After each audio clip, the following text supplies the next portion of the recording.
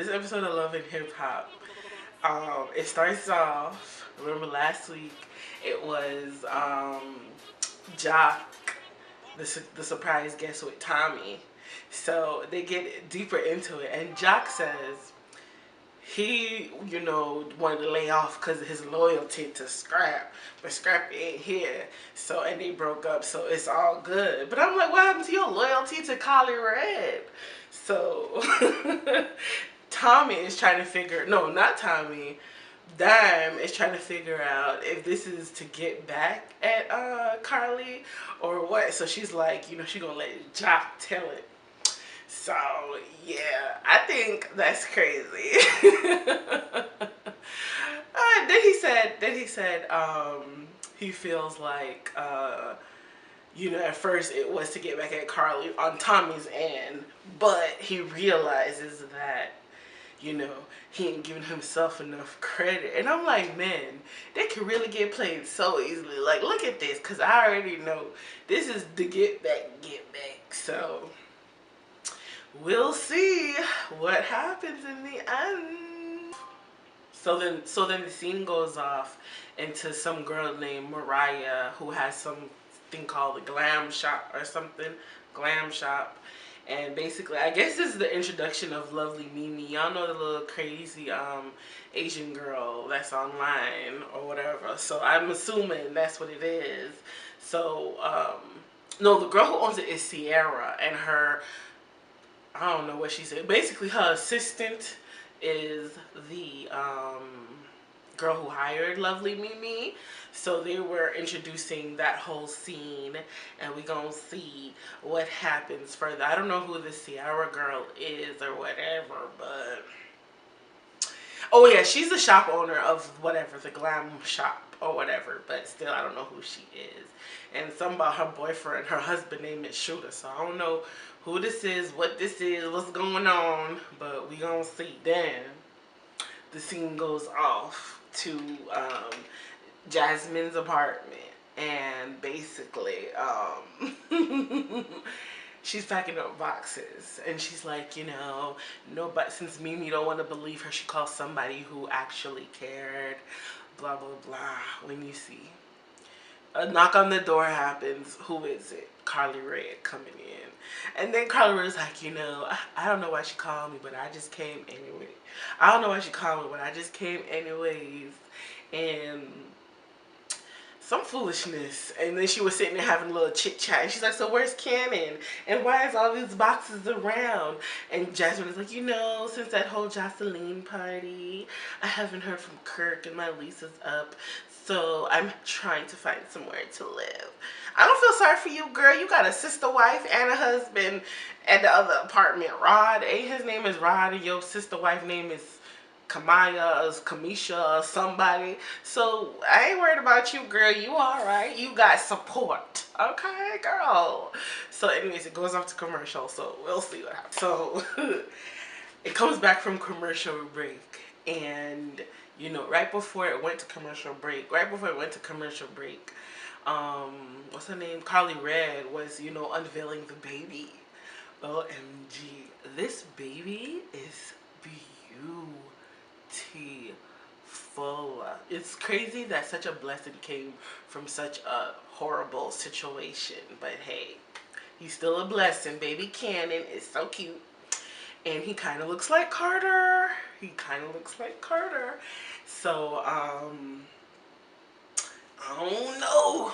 I might insert a picture of baby Carter, okay? So, Carly Red is like, asking the other girl that's with her, Kiana. So she was like, are you the nanny or something? And she was like, no, I was in a relationship with Kirk as well. So, Carly Red is like, what? In a relationship? So, she's telling her story to Carly Red, basically how Kirk met her in the club and was like, I could pay your bills. Kurt, I know I may not be your type, but I got some bills that need to get paid. Like, if you want to do, write your taxes off, I got Sally Mae that need to get paid off. I don't want no relations with you, but I got bills to pay. I mean, you out here paying stripper bills. Like, help me out. Shoot, I need a job too. So, and I'm still gonna tell you that you wasn't right in doing what you did, you know. But it's all right. So, anyways, Carly's like, when she seen Kiana, she was worried that maybe she might have another baby too. But when she heard that they just had a relationship, so she was like, I want to know what Rod got and what Kurt got. Like, what do you, Mimi need to tell me? I think Mimi is missing information because Rod seemed like he the man, and he got Kiana and he got Jasmine. Like, what Rod got that Mimi forgot to tell me? So then it goes off to Bambi, well, Mama D walking up to Scrappy and Bambi's home palace. So Mama D looks real good this season, like real good. Mama D, what you doing? You aging gracefully. So anyways, Mama D runs up to the palace. And you know, Bambi's crying about the whole situation. Like, her and Scrappy is not together. And she was like, you know, this house is really big. So for him to just get up and leave, talking about he going to a hotel, she's like, you know, I would think we've been together for 4 years that he's going to grow. I mean, if y'all not doing counseling and stuff, y'all ain't going to grow. Because some people just can't see themselves for what they really are. So you really can't expect certain things from certain people. Like, if they're not trying to grow, they're not gonna want to grow. So anyway, she started crying because she's like, you know, I want it better for myself, blah blah blah. And then, you know, he's behaving like this, so then Mama D is like, well, you know, I ain't gonna take that, you picking on my son. She's like, I'm not picking on your son, blah blah blah blah blah blah blah. Who Mama D sound like? She sound like her Miss Bessie, her mother-in-law. I find it so funny. But anyways, so, you know, poor Bambi sitting there crying about it. You know, she felt like this is supposed to be a happy time in her life in the engagement process, and she's not happy, and, you know, all that good stuff. Maybe I should step into the light. I don't know. So, yeah. So, Mama D is, I don't know. We're gonna skip that. We done talking about them. So I hope they work it out though. I really do hope they work it out. You know, I hate to see couples mess, you know, break up, but whatever. I was hoping him and Erica would work it out back in the day. So that didn't happen, so whatever, we'll just see. You know, this is Love and Hip Hop.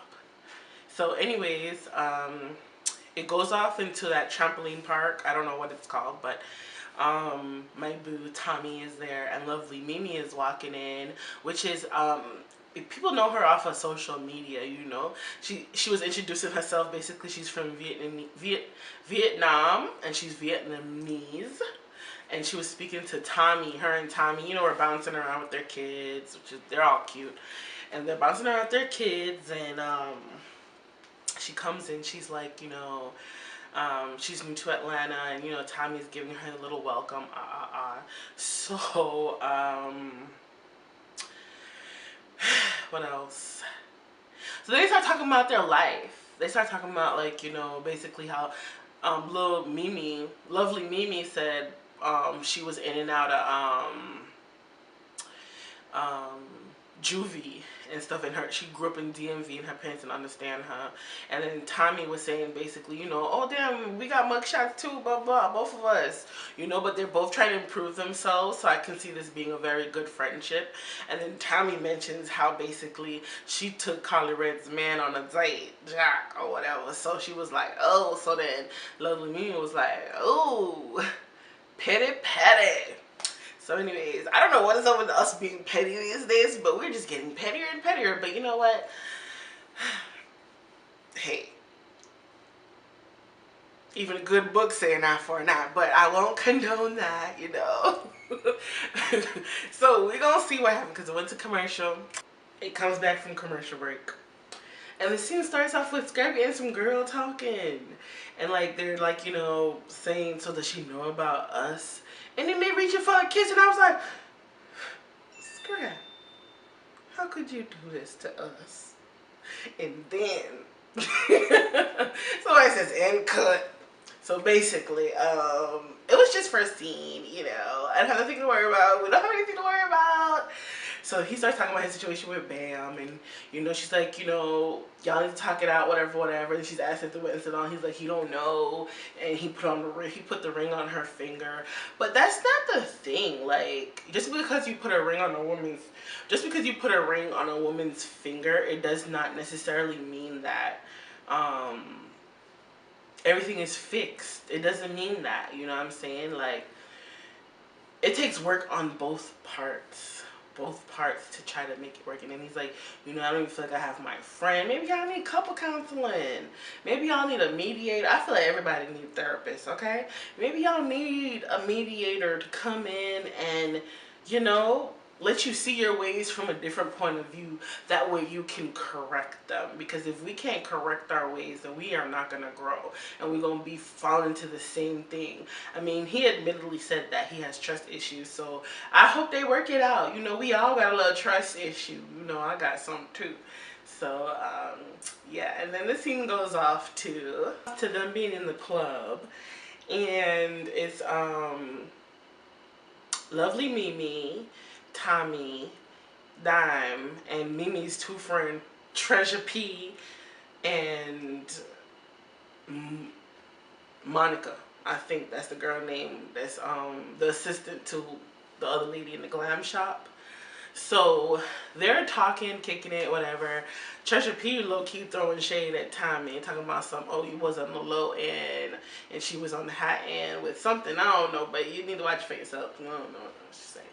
So anyway, she said that, and then next thing you know, Dime was like, if I was her, I would try to play nice, because Tommy will go off. Like, I don't know, why when people know that you can cut them, like they try you anyways.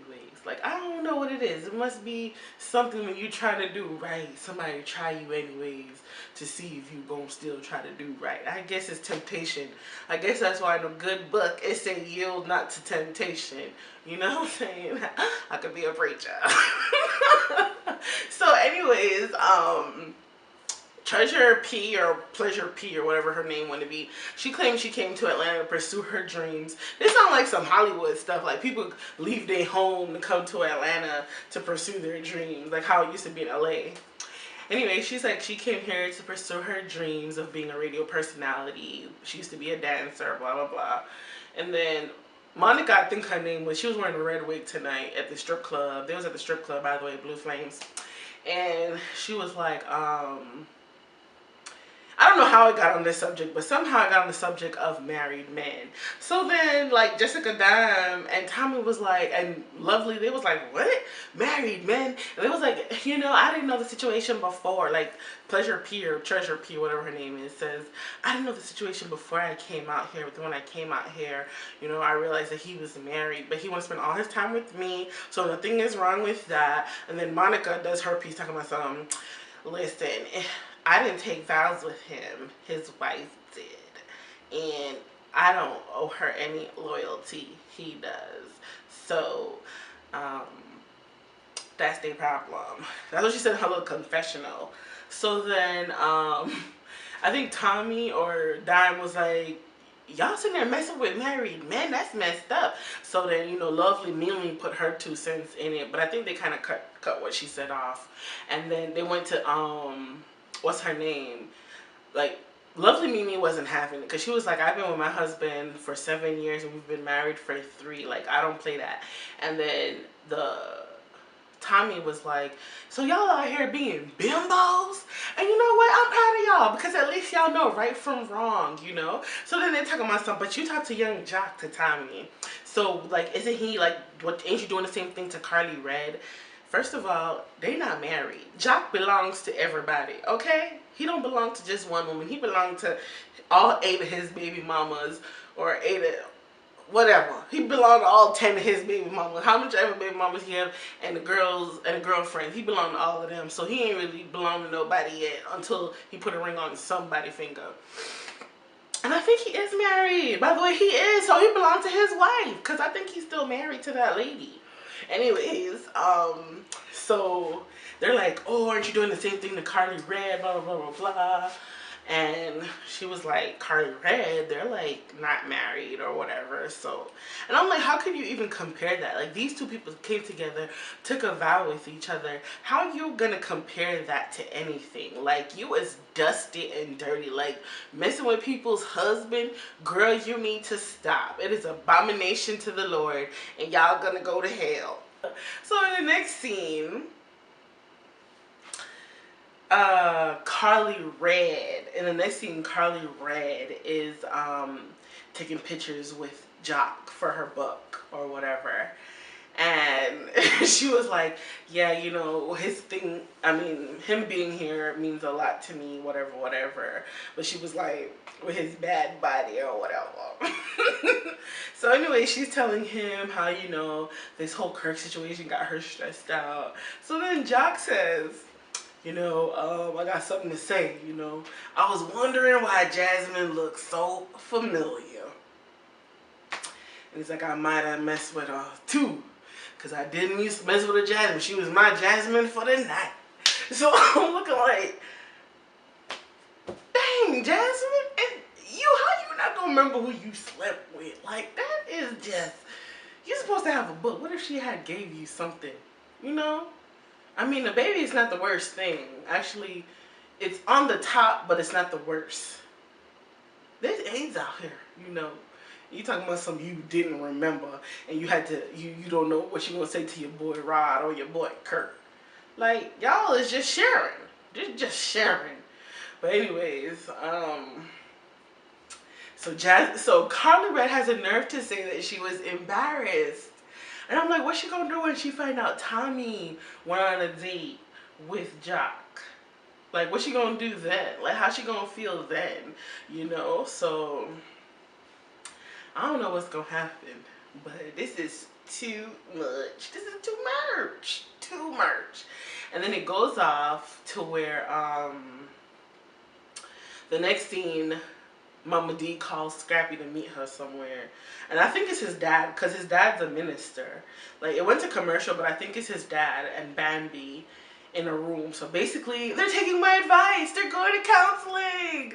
Thanks for listening, y'all. Love you. Even though I know y'all don't watch our videos, but it's all right. So we'll see what happens after the commercial break. It comes back, and it's Scrappy and Bambi. They having a little counseling session with his daddy, you know. And, you know, he's asking him what's the problem. And basically, Scrappy must have left after 4 or 5 days and went to Miami. He said he had to go. You know, but Bambi basically feels neglected. And then it's like they're, like, yelling at each other, not, like, listening to each other. And I think what it is too much emotions is involved. So, you know, Daddy Daryl said, you know, so what is it? What is the bottom line? So then Bambi's like, no, we're not getting married. We're not together, blah, blah, blah. But she ends up storming out, you know, and then, but before that, she says, the dad and Scrappy's stepmom says, because they're marriage counselors, and they're also, like, ministers. So, the dad says, you know, it seems like the stepmom says, it seems like y'all just talking at each other. Is this how y'all communicate? Y'all have no communication style. So then, you know, Scrappy was like, yeah, basically this is how we do it, you know. So, you know, Bambi got upset and left. But I think what it is, like, they could work it out because they got a simple problem. Their communication style is off. They need to figure out how to talk to each other with respect. Like, stop yelling at each other. I mean, each other needs to understand where the other one is coming from. Maybe if Scrappy was a little bit more sympathetic or empathetic, he would have understood where his girlfriend is coming from. She's hurt and she needed you to be there. I understand he said he don't want to argue that much. Then she need to figure out how to change what she got to say. Because, you know, us women, we can, you know, go off on a deep end and argue about everything. We could argue about you blinking too much. Like, that's just how we do. And we need to do better with that as women. So that's what happened, girl. So then it goes off. Oh, Bambi storms off. Bambi storms off and then leaves, and you know she says she can't take it no more. I think I said that part already. So whatever. So anyways, it starts happening, girl. So anyways, Tommy comes to see lovely Mimi in the hair salon or whatever, and and they were asking each other what they thought about them girls from the strip club the night before. So Tommy was like, she ain't like them, whatever. They were throwing shit. So then the boss comes over there. They're talking about bumping booties and all that stuff. So the boss is like, excuse me, y'all can't be behaving like this in the salon. Like, can y'all please pipe it down? Because it's funny because while they're having a conversation, the boss is doing somebody makeup. And then it's like the customer's looking at her like, girl, pay attention to over here what you doing, because the boss was all up in their conversation. So that was funny or whatever, but that happened. And then they basically the boss agreed to go to the club with lovely Mimi. And then the boss was like, I really don't want to be seen with this girl, but that's what you have to do when you're the boss. So that's what they about to do. Go to the club in the next clip, I'm sure. And I'm sure they about to fight. But I'll tell you what happened next time. I'm going to be right back. So it comes back. And lovely Mimi meets up with Sierra, the club owner of the glam shop, and Monica, I think that's her name. And you know, she comes in, she's like all loud and happy. You know, that's just her energy. That's just who she is. And I mean, I can appreciate for her for who she is, because I don't want nobody trying to tell me to dumb down me or change me to please you or fit your criteria. Like, I'm a Christian, so I can't do what I used to. So basically, that's what, you know, she, you know. Anyway, so she hands them a drink. She gets them a drink or whatever, and they're talking. And, you know, she's like, you know, you need to calm down. So then Sierra says to Monica, like she's her child, talking about some, you know, we don't cut out in public acting like this. Like, don't be acting like this. You better calm down. And da da da da da. So she's going off. And then, you know, Mimi is like, and then she's like, something about clown behavior, clown, whatever. This clown. She basically called Mimi a clown. So Mimi's like, what? So Mimi's like, you know what? She's like, you know, you can't be working at my salon behaving like this. So then Mimi's like, you know what? You know what? I quit. And I'm telling you, they were just 5 minutes of sitting down, like 5 minutes in, you know. So then the lady started talking a whole bunch of junk. So then Mimi's like, I quit, I don't care. So then like the lady said something about her or whatever. So she was like, I don't mind whooping your ass, you know. So then the lady was like, Sierra was like, something, I don't know, but then a whole brawl took place. Like, they was about to start, actually not a whole brawl, but they was about to start fighting. But, you know, a lot of people, they talk a lot, but they don't back it up. So, basically, a lot of people like to use their mouthpiece to upset you. And then when you know you're not about that talking life, you about that scrapping life, they run. I don't understand that. Like, if your mouth could get you in trouble, be careful. Be careful. Anyways, so they flee the scene, and it goes out to next week's episode, where what happens? I forgot. I know Carly Red. Oh, Jocelyn is trying to mend things with Carly Red and 2 other people, and then Melissa sent Jocelyn to do it. Jocelyn sent Melissa to go mend stuff, and then Carly Red and young Jack meets up with Rod. Rod was in another scene with the baby, holding the baby, saying that they better not be lying about whatever it is. I don't know. So, because remember, I don't remember if I mentioned earlier, Carly Red had took a picture of the baby. And Jasmine was like, why do you want to take a picture of the baby, you know? Or whatever. So, I guess that's going to cause a problem now. But I mean, come on, if you see somebody taking a picture with your baby, you already know what she about. You watched this show before, girl. You know what Carly Red is about. Okay, girl.